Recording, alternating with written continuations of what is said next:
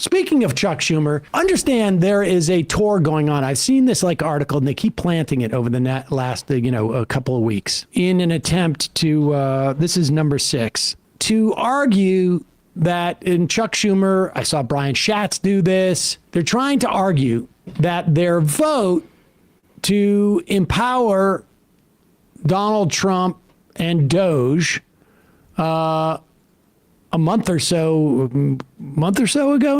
In a shocking display of political theater, Chuck Schumer made a fool of himself on CNN, revealing the depths of elite manipulation at play. With calculated rhetoric and deflections, he attempted to justify his controversial decisions, showcasing how political leaders prioritize their own agendas over the truth. This isn't just about Schumer, it's a broader system of deceit. Was it 6 weeks ago? A month?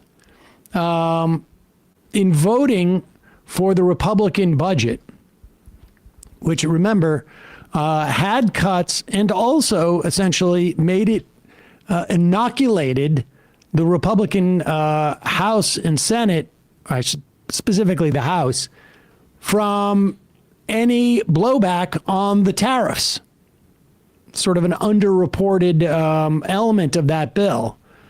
And Schumer's still out there saying, and this piece is in Washington Post. Chuck Schumer's listening, but he's still sure he was right. I felt I did the right thing, Schumer said, of his decision to vote with the Republicans to avert a government shutdown, which infuriated Democrats. This is a classic example of elite manipulation. Schumer's choice to align with Republicans wasn't about compromise. It was a strategic move to shield himself from accountability. This showcases how political leaders use the guise of bipartisanship to escape scrutiny while furthering their own interests. His argument was that if they voted to against approving the Republican bill, there was no way to message to the American public that this Republican bill was garbage, and that even though Republicans control all 3 branches of government, that somehow Chuck Schumer would be responsible for the government shutdown, and that this would enable Trump and Musk to shut down parts of the government. Well, I mean, the government shutdown. But it would do so in such a way that people were highly aware of what was happening.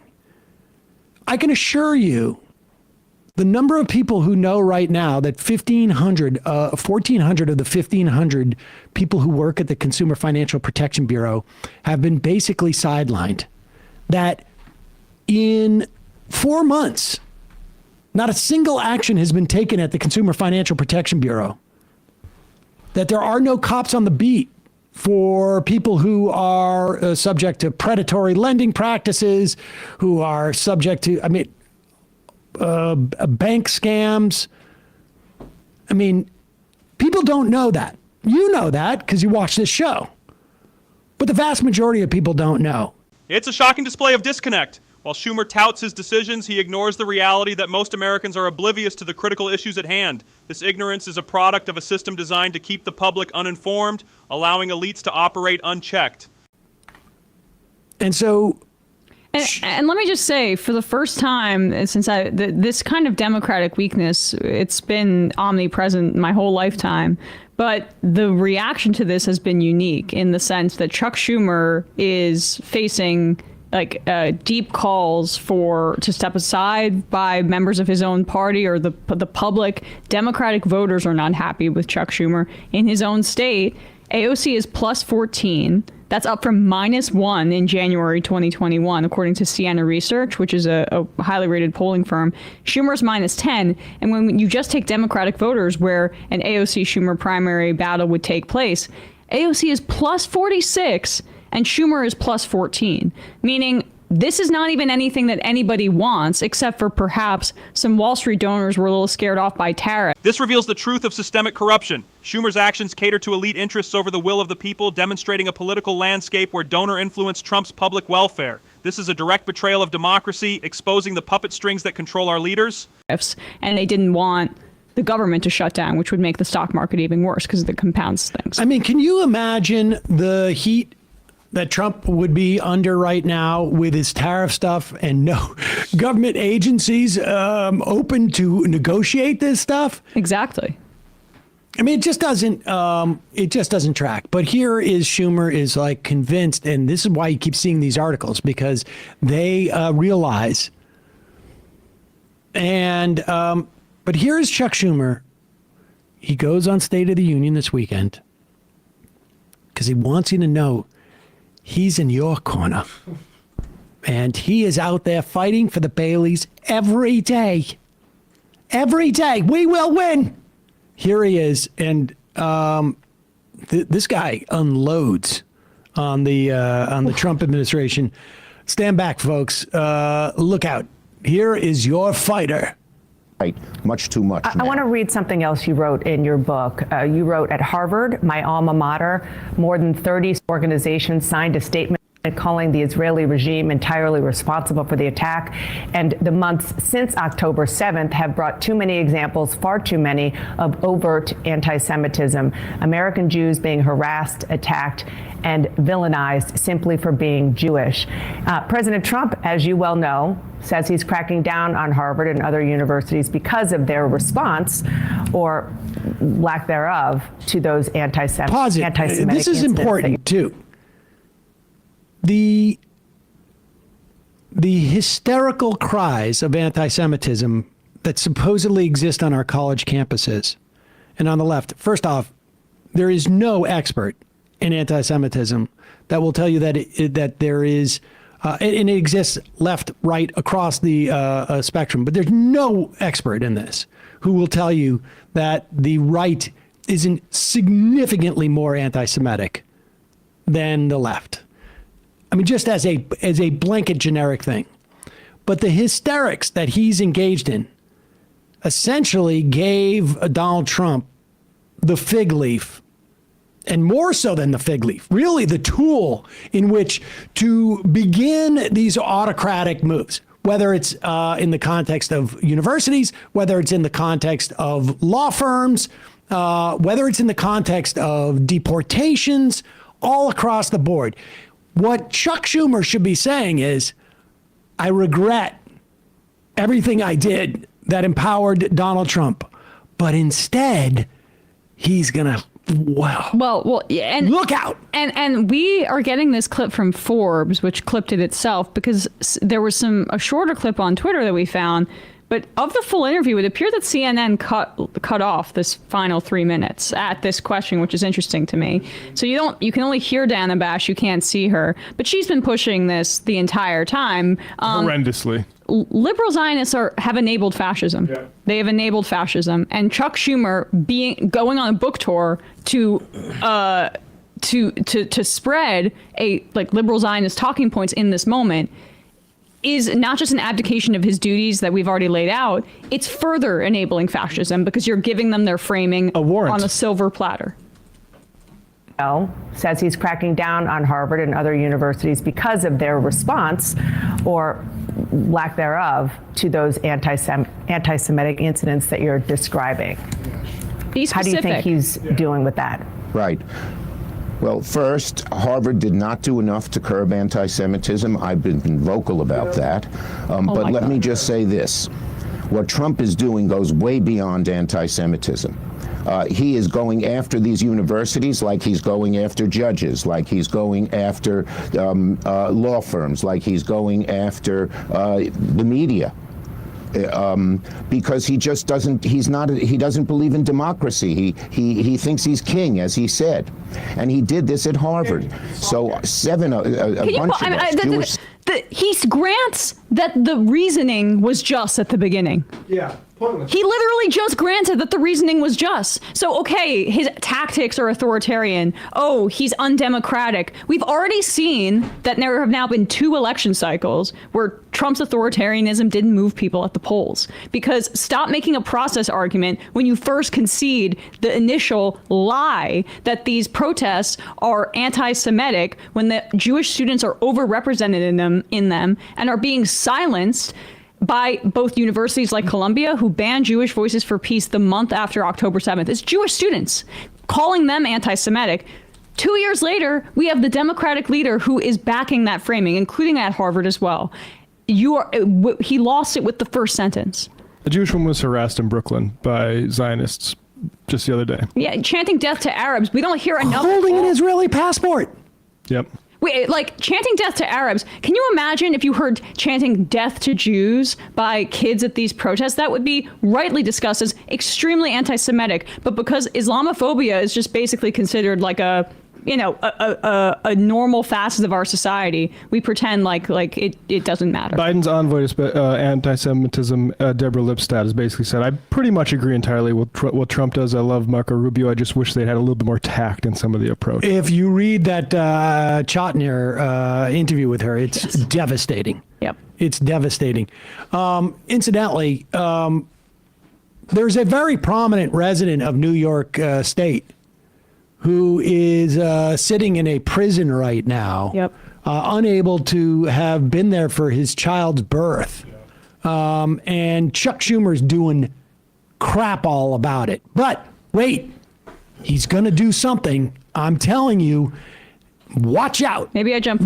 Part of the reason probably why CNN cut this probably had nothing to do with Schumer's people saying, hey, don't put that out online. I'm sure it had nothing to do with that. I think it had to do with the fact that Schumer's anger and intensity and borderline bloodlust to stop Donald Trump here is so disturbing that maybe they were afraid kids would see it. It broke the computers. Here it comes.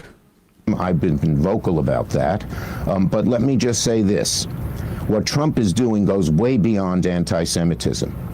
He is going after these universities like he's going after judges, like he's going after law firms, like he's going after the media.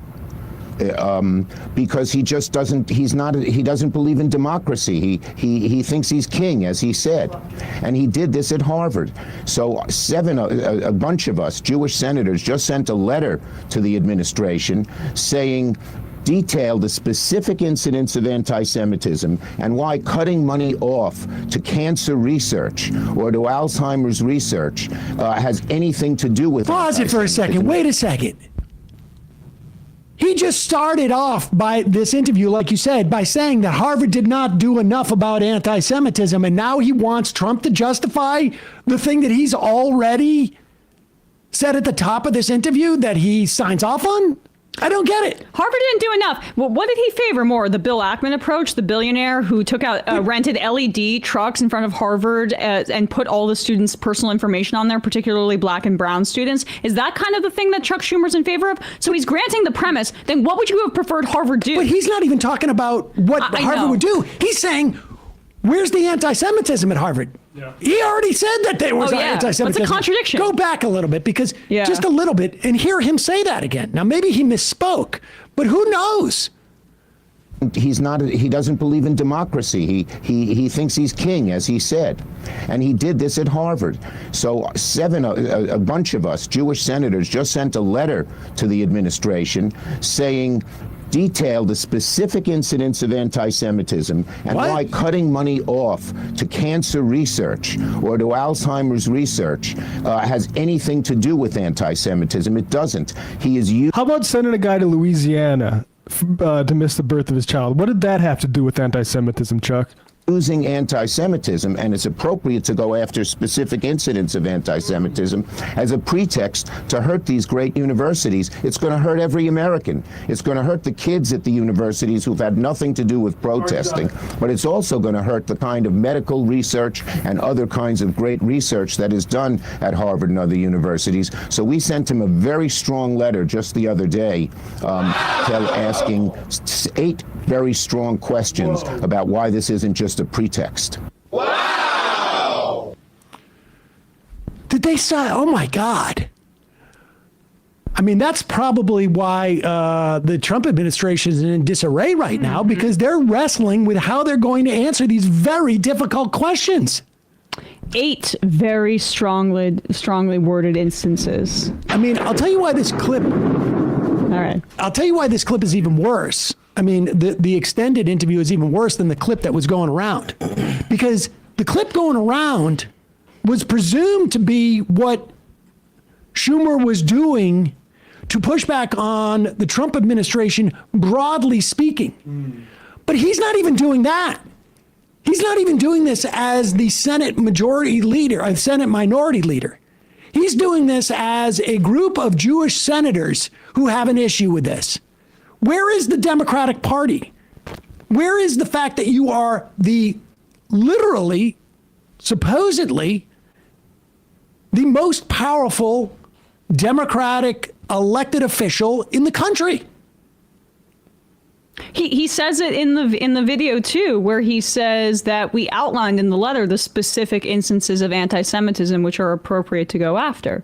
And you can't hear these comments, and we've now referenced Mahmoud Khalil multiple times. You can't hear them and separate them from the fact that 5 members of the Massachusetts Democratic Party, 3 members of the Massachusetts of the Democratic Party and 2 Southern Democrats have already gone to visit the facility where it's also Romeo Ozturk is being held there. So that's why the Massachusetts delegation went there too. But they talked about Khalil when they went. They have beat both New York senators in standing up for, I guess he was one of the first people arrested by the administration for free speech. And instead of leading the opposition to these absolutely authoritarian actions, Schumer is granting the premise that going after people, vaguely saying, for anti-Semitism, I don't know if he means criminality or if he means sanctioning these universities. He's partially granting the premise of an authoritarian. A completely false premise. You know, one of the failures of Chuck Schumer, I think, has gone largely unforgotten, which is that at the end of last year, he was trying to whip votes for the Anti-Semitism Awareness Act, which accepts the IHRA definition of anti-Semitism, which is also the sort of underpinning of these accusations that the Trump administration is making against these students. Because if you go by that definition, then basically any criticism of Israel or any like denunciation of Israeli war crimes could be labeled as anti-Semitic. Oh, and it will be, and it has been, and it's justifying exactly what we're seeing now, and it's completely ludicrous. Not after our strongly worded letter with the 8 very difficult questions which will stump him. It's Oh, no response for that? Do you have, Matt? Huh? no. Yeah. And I'd like to see you have to deal with even 3 of those questions. The Baileys Well, I love the just can't king even. thing. I just can't even. The Baileys love you caught that too. What's that? Bailey's think criticizing Israel is anti-Semitic. Oh, yes. So you love that yes. king talking point, right? Alyssa Slotkin gave that to Yes, you. I noticed that. They're all too. in the same group chat. It's so obvious. It's Yes. as obvious as the one with like all the venture capitalist guys. Like it's so clear they're just gassing up each other. You know, the other thing about King, particularly when he says it, oligarchy is obviously more accurate. King is obviously an attempt to make you not think about money in politics. But I mean, the fact of the matter is, like, when people think of kings, this is not 1776. That's crazy. When people think of kings, this is what people think of. Yeah. This is like Kash Patel's little magazine. Or like, go off, cartoon. king. It's just, when people think of kings now, it's not like, honestly, like, just even, like, if you're not going to do anything as the most powerful Democrat in the country, at least have your rhetoric be effective. But It's that's like not his literally goal. going like, Donald Trump thinks he's a puppy. But that's not his He goal. thinks he's a puppy. Like he can do whatever he wants. Yeah. He thinks he's a puppy or like a very cute bunny. And he's not. That's not what democracy is. You're not ruled by a puppy. I mean, it fits with their fetishization of our institutions. That is a disease among older liberals. It's a disease, and it's also particularly a disease among lawyers and judges. And Chuck Schumer cut his teeth as a lawyer, and they think that like they can just deal with this by being like very smart with their wording. Wow, that legal argument really stumped him there, as opposed to being doing politics, because they don't fundamentally believe in grassroots politics. A guy like Chuck Schumer, why does he want to talk about kings and not oligarchy? I don't know. Maybe that bundle of cash from AIPAC and from Wall Street has something to do with it. Yeah, rich people are annoyed about the king part of Trump, not the delivering for the rich part of Trump. He's a fascist enabler who's the leader of the Democrats in the Senate. Like, I don't use that. I'm trying not to be hyperbolic, but I do believe that about continuing. The manipulation displayed by Chuck Schumer serves as a glaring reminder of how elite interests hijack our political system. It's time to recognize these patterns and demand transparency and accountability. As we engage in this conversation, ask yourself, are we allowing our leaders to dictate our reality? Comment below with your thoughts.